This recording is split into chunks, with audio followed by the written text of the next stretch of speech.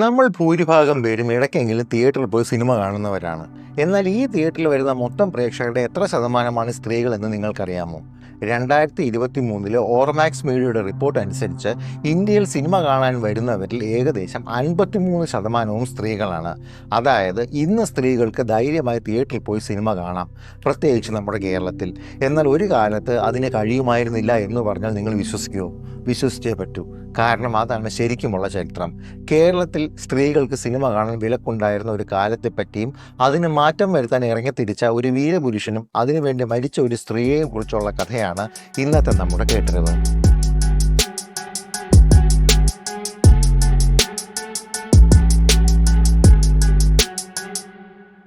കഴിഞ്ഞ നൂറ്റാണ്ടിൻ്റെ ആദ്യ പകുതി വരെ സിനിമ കാണാനുള്ള അവകാശം പുരുഷന്മാർക്ക് മാത്രമായിരുന്നു. അന്നൊക്കെ സിനിമ എന്നത് സിനിമാ കൊട്ടക അഥവാ ഇന്നത്തെ സിനിമാ തിയേറ്ററുകളിൽ മാത്രം കാണാൻ പറ്റുന്ന ഒന്നായിരുന്നു. ഇന്നത്തെ പോലെ അന്നൊന്നും വീടുകളിൽ ടെലിവിഷൻ അത്ര സാധാരണമല്ലായിരുന്നു. സത്യം പറഞ്ഞാൽ TV പോയിട്ട് റേഡിയോ പോലും വളരെ വിരളമായേ ഉണ്ടായിരുന്നുള്ളൂ. സ്ത്രീകൾ സിനിമ കാണാനായി ഒറ്റയ്ക്കോ അല്ലാതെയോ സിനിമാ കൊട്ടകയിൽ വരുന്നതിനോട് അന്നത്തെ പുരുഷന്മാർക്ക് കടുത്ത എതിർപ്പാണ് ഉണ്ടായിരുന്നത്. ഈ കാര്യത്തിൽ ജാതി മതഭേദ ചിന്തകളെല്ലാം വെടിഞ്ഞ് പുരുഷന്മാർ ഒറ്റക്കെട്ടായി നിൽക്കുകയും ചെയ്തിരുന്നു. സ്ത്രീകൾ ആണുങ്ങൾക്കോടൊപ്പമോ അല്ലാതെയോ ഒറ്റയ്ക്കോ കൂട്ടമായോ സിനിമ കാണാൻ വന്നാൽ അവരെ അടിച്ചോടിക്കുന്ന ഒരു പ്രാകൃതമായ രീതി ഒന്ന് സങ്കല്പിച്ചു നോക്കൂ. എന്ത് ഭീകരമായ അവസ്ഥയായിരിക്കും അല്ലേ അത്? എന്നാൽ വാസ്തവത്തിൽ അത്രയും ശക്തമായ പുരുഷ കേന്ദ്രീകൃതമായ ഒന്നായിരുന്നു സിനിമ കാണൽ എന്ന പ്രക്രിയ. ഈ ദുരവസ്ഥയ്ക്ക് മാറ്റം വരുത്താൻ ഇറങ്ങിത്തിരിച്ച ഒരാളുണ്ട്. കേരള സിനിമാ ചരിത്രത്തിൽ അധികം ആളുകൾ അറിയാതെ പോയ ആ പുരോഗമനവാദി നെന്മാറ സ്വാമി എന്ന് പഴയ സിനിമാക്കാർ വിളിച്ചിരുന്ന നെന്മാറ ലക്ഷ്മൺ അയ്യർ എന്ന ആളാണ്. 1901 പാലക്കാട് നെന്മാറയിലാണ് ലക്ഷ്മൺ അയ്യർ ജനിച്ചത്. മെട്രിക്കുലേഷൻ ജയിച്ചെങ്കിലും വീട്ടിലെ സാമ്പത്തിക ബുദ്ധിമുട്ട് കാരണം അദ്ദേഹം തുടർ പഠനം വേണ്ടെന്ന് വെച്ച് പട്ടയം മാറ്റാനായി തൊഴിൽ അന്വേഷിച്ചിറങ്ങി. ഇന്നത്തെ പോലെ വികസനമൊന്നുമില്ലാതിരുന്ന കേരളത്തിൽ നിന്നാൽ ഒരു കാര്യമില്ല എന്ന് മനസ്സിലാക്കിയ ലക്ഷ്മൺ അയ്യർ അക്കാലത്ത് തൊഴിൽ തേടുന്നവരുടെ പ്രധാന ആശ്രയ നഗരമായ മദ്രാശിയാണ് തൊഴിൽ അന്വേഷിക്കാനായി തിരഞ്ഞെടുത്തത്. മെട്രിക്കുലേഷൻ എന്നത് അന്ന് ഗുമസ്ത പണിക്ക് മതിയായ യോഗ്യതയാണ്. വലിയ അലച്ചിലൊന്നുമില്ലാതെ നിർമ്മാണ കമ്പനിയായ പാഥയിൽ അദ്ദേഹത്തിന് അത്തരമൊരു തൊഴിൽ തരപ്പെട്ടു. അവിടെ വെച്ച് സിനിമയുടെ സകല വശങ്ങളും ലക്ഷ്മൺ അയ്യർ ഹൃദ്യസ്ഥമാക്കി. പാഥയെ പോലെ തന്നെ സായിപ്പന്മാരുടെ കീഴിലുള്ള വാർണർ ബ്രദേഴ്സിൻ്റെയും ഫോക്സിൻ്റെയും കൊളംബിയ ഫിലിംസിൻ്റെയും ഒക്കെ ഇന്ത്യൻ സിനിമാ വിതരണ ഘടകത്തിലും ലക്ഷ്മൺ അയ്യർ പിന്നീട് ജോലി ചെയ്തു. ദീർഘനാളത്തെ അനുഭവ പരിചയം അദ്ദേഹത്തിൻ്റെ മനസ്സിനെ സിനിമയിൽ ആഴത്തിൽ ഉറപ്പിച്ചു. അതുകൂടാതെ ഇന്ത്യയെമ്പാടും സിനിമാ വിതരണം ചെയ്യുന്ന ജോലിയുടെ ഭാഗമായി സഞ്ചരിക്കുക കൂടി ചെയ്തപ്പോൾ പ്രദർശന മേഖലയിലേക്ക് കാലൂന്നാൻ ലക്ഷ്മൺ അയ്യർക്ക് ധൈര്യമായി. തിരികെ നാട്ടിലെത്തിയ അദ്ദേഹം ഒരു ടൂറിംഗ് ടാക്കീസ് തുടങ്ങി. അങ്ങനെ അദ്ദേഹത്തിൻ്റെ ശ്രമങ്ങൾ ഫലം കണ്ടു തുടങ്ങി.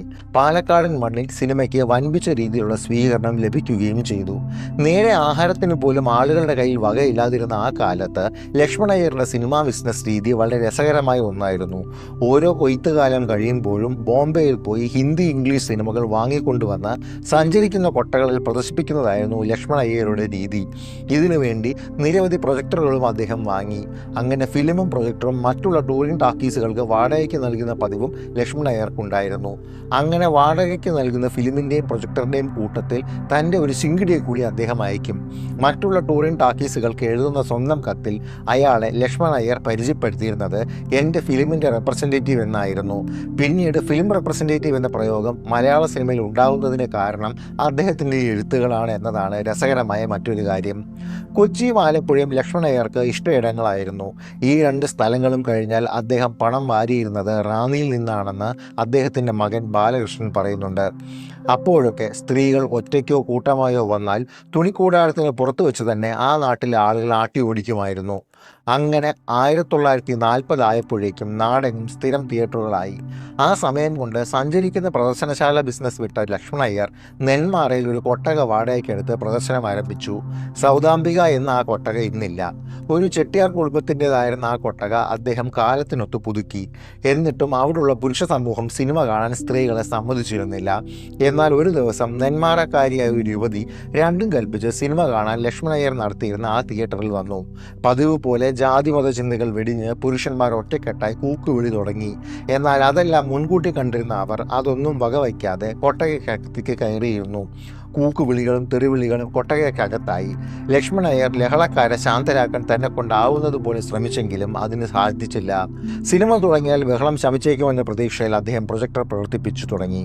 പ്രതീക്ഷിച്ച അത്രയില്ലെങ്കിലും പ്രതിഷേധ ശബ്ദങ്ങൾ കുറച്ചൊന്നു കുറഞ്ഞു. അങ്ങനെ ഇൻ്റർവെല്ലായി.